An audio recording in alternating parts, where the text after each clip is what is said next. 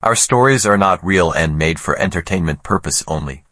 Subscribe to my channel for more stories. Now let's begin this one. I poured my heart into coaching my team, trusting my mentor to guide us until he claimed my playbook as his own at the state championship, threatening our legacy, only for me to unveil a video that exposed his betrayal and reclaimed our victory in front of everyone.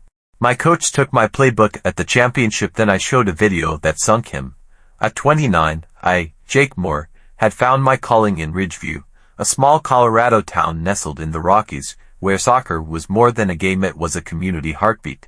As head coach of the Ridgeview Raptors, a youth soccer team of spirited 12-year-olds, I lived for the whistle shrill, the thud of cleats on grass, and the kids' triumphant cheers. My wife, Tara, a pediatric nurse with a laugh that lit up any room, was my anchor, her long shifts at the hospital balanced by her presence at every game, cheering louder than anyone. Our son, Liam, age 7, was the team's unofficial mascot, his mini jersey matching the Raptors' blue and gold, his questions, "Why is that move cool, Daddy?" sparking my best strategies. Soccer wasn't just a job, it was my redemption. Growing up in Denver, I'd been a talented player, scouted by colleges, until a knee injury at 17 ended my dreams. Coaching became my way to stay in the game, to give kids like me a shot at glory. The Raptors were my pride, a scrappy team I'd molded over 3 years into contenders for the Colorado Youth Soccer Championship. My playbook, a spiral notebook filled with formations, set pieces, and motivational quotes, was my secret weapon, honed through late nights studying professional matches and tailoring drills to my players' strengths. My mentor, Coach Dan Wheeler, was a Ridgeview legend. At 55, he coached the high school team to state titles in the 90s and now served as my assistant coach, his gravelly voice and clipboard a fixture on our sidelines. Dan had taken me under his wing when I moved to Ridgeview, sharing stories of his glory days, teaching me to read a game like a chessboard. "You've got fire, Jake," he'd say, clapping my shoulder. "But let me handle the politics." I trusted him like a father, sharing my playbook, my fears, even inviting him to barbecues where Tara's ribs rivaled his tails. When the championship loomed, Dan insisted on presenting our strategy to the judges. "I know the old guard," he said, winking. "You focus on the kids." I agreed, never suspecting he'd turn my trust into a weapon. The Colorado Youth Soccer Championship was a spectacle, held at a sprawling complex in Fort Collins, where fields stretched under a crisp autumn sky and bleachers buzzed with families, scouts, and local news crews. The Raptors had fought their way to the final, a matchup against the Denver Dynamos, a powerhouse with private trainers and shiny kits. Our kids, underdogs from a small town, were electric, their eyes wide but fierce, my playbook's strategies giving them confidence. Tara was in the stands, her green scarf waving, Liam beside her, holding a "Go, Raptors" sign he'd painted with glitter. I wore my Raptors jacket, my playbook tucked under my arm, ready to lead the team to glory. The pre-game presentation was a tradition, where coaches pitched their season strategies to a panel of judges, former pros and league officials, who awarded a $10,000 grant for team development. Dan took the stage, his presence commanding, the projector glowing with slides I'd designed. At first, he stuck to our plan, outlining our 4-3-3 formation, our pressing triggers, my lightning counter set piece that had won us the semifinals. The judges nodded, impressed, and I felt a surge of pride. Then his words shifted, a knife in slow motion. "I crafted this playbook," he said, holding up my notebook, its worn cover glinting under the lights. "My strategies built this team. Jake's a great assistant, but this is my vision." My heart stopped, the crowd's applause drowning my shock. My playbook. I'd drawn every play, spent sleepless nights perfecting it, tailored it to kids like Tommy, our shy striker, and Mia, our fearless captain. I stood, my voice hoarse. "That's my work," I shouted, pushing toward the stage. Dan chuckled, patting my shoulder like I was a kid. "Jake's enthusiastic, folks, but I'm the brains here." The judges smiled, the crowd laughed, and I felt the ground slip away. Tara's face in the stands was thunder, Liam's eyes confused, his sign drooping. The judges awarded Dan the grant, praising his innovation, while I stood humiliated, my team's championship tainted by his lie. The game was a blur. We won 2-1, Tommy's goal in extra time sparking a Raptors pylon, but my joy was hollow, Don's betrayal a shadow over our trophy. In the locker room, the kids sensed my tension, Mia asking, "Coach Jake, you okay?" I forced a smile, high-fiving them, but my mind raced. Tara met me outside, Liam clinging to her, his voice small. Why'd Coach Dan say it was his daddy? I knelt, hugging him. He made a mistake, buddy, I said, but rage burned inside.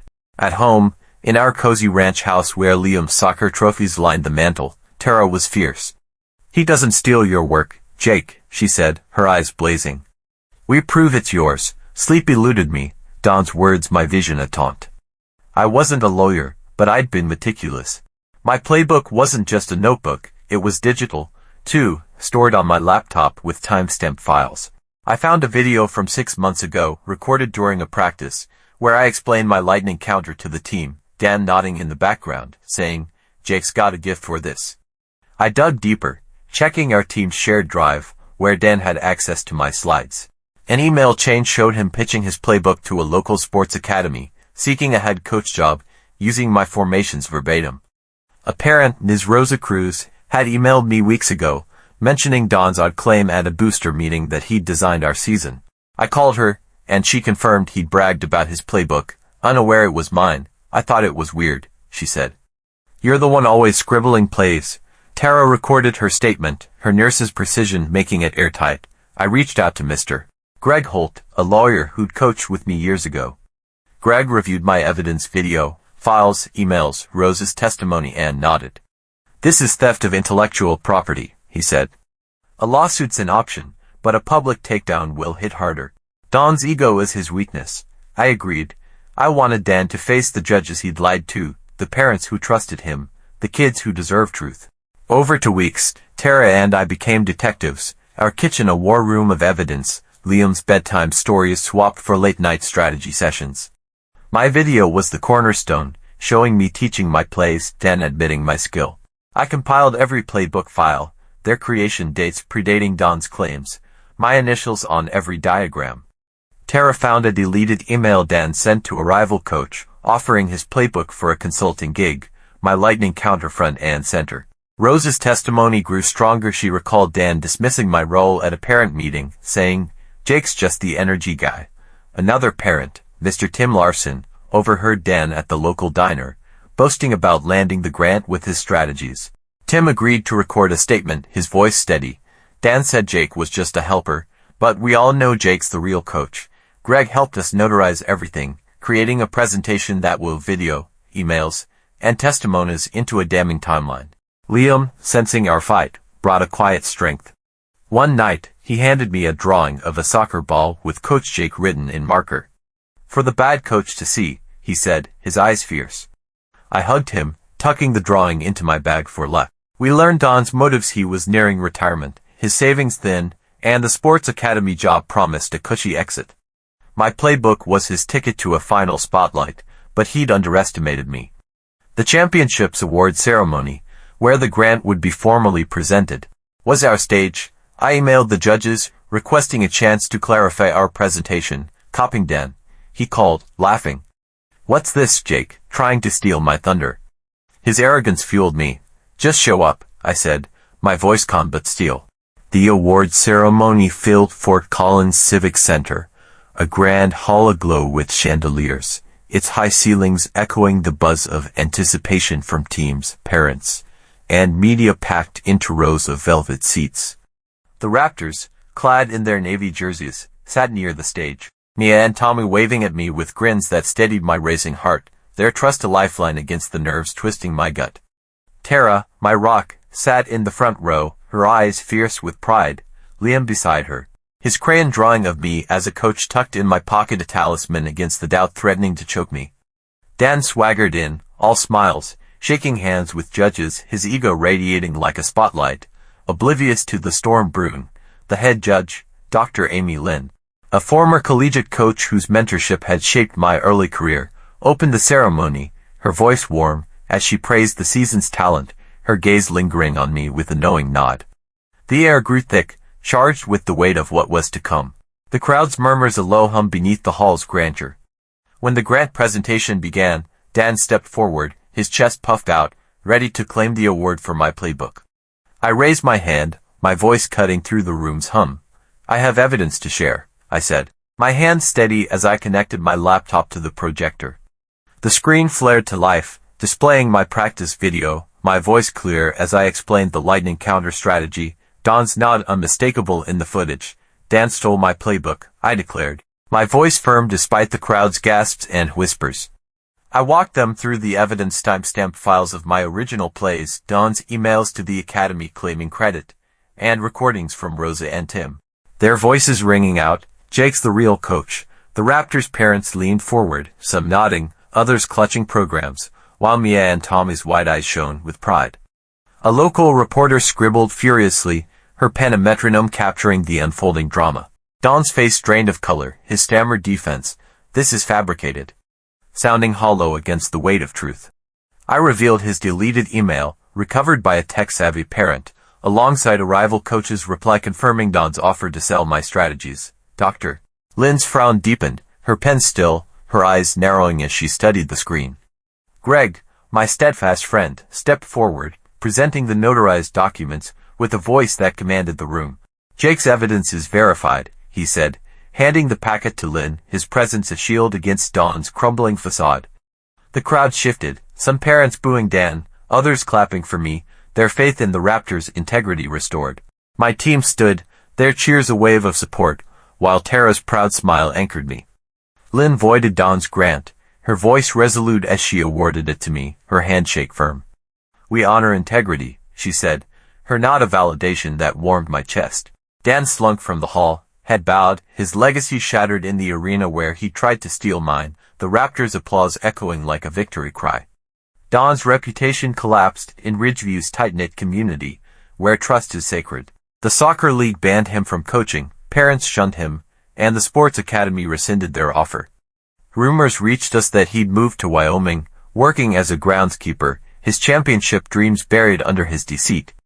I didn't gloat, his fall wasn't my goal. My goal was the Raptors, our trophy gleaming, our grant funding new kits, a training camp, and a scholarship for kids like Tommy, whose family struggled to pay fees. We were built in Ridgeview's embrace. Tara and I hosted a community match, inviting families to celebrate the Raptors' title, Mia's goal sparking cheers, Liam refereeing with a toy whistle. Rosa and Tim organized a booster barbecue, raising funds for the team, their support a bomb. The kids rallied around me, their trust unshaken, Mia saying, "You're the best, Coach Jake."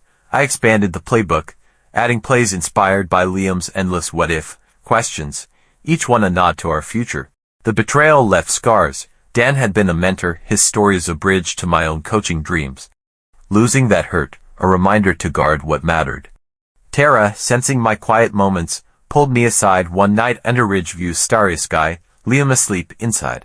"You're their hero, Jake," she said, her hand in mine. "Not Dan." I kissed her, grateful for her fire, for Liam's light, for the team that was ours again. A year later, Dan sent a text, brief and raw, "I'm sorry, Jake. I was wrong." I didn't reply. Not yet, the wound was still tender, but I saved it, a reminder that even mentors can fall, but truth rises. One evening, as snow dusted Ridgeview's fields, I stood by our pitch, the Raptors practicing, their laughter carrying. Tara wrapped her arms around me, Liam sprinting ahead, chasing a ball. "We're champions, Daddy," he shouted. I smiled, my heart full. The championship that nearly broke us became our triumph, proof that our playbook, our legacy was written in grit, not theft.